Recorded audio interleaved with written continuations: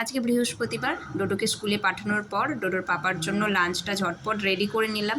আর আজকে বাড়িতে টিফিনটাও খাওয়ার সময় হবে না, সেটাও টিফিন বক্সে ভরে দেব।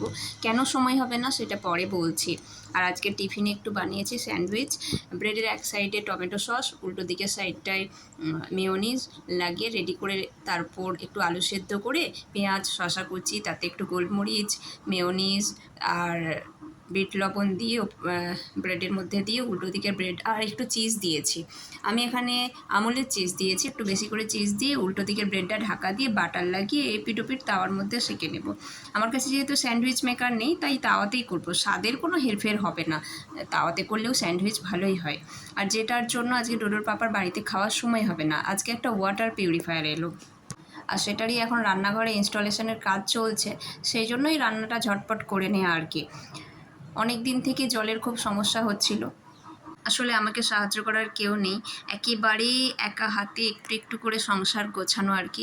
সেই জন্য একসাথে সব কিছু কেনা হয়ে ওঠে না, গোছানো হয়ে ওঠে না, একটু একটু করে চেষ্টা করছি। তবে জলের সমস্যাটা এতদিনে মিটলো।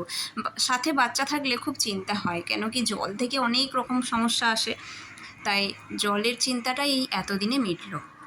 ডোডো স্কুল থেকে এসেই আগে 2-3 গ্লাস জল খেয়ে নিয়েছে। ও প্রথমে গোপালকে জল দিয়েছি, মানে কানহাজিকে জল দিয়েছি পিউরিফায়ার থেকে। তারপর ডোডো এসেই 2-3 গ্লাস জল খেয়ে নিয়েছে, খুব মজা পেয়েছে আর কি।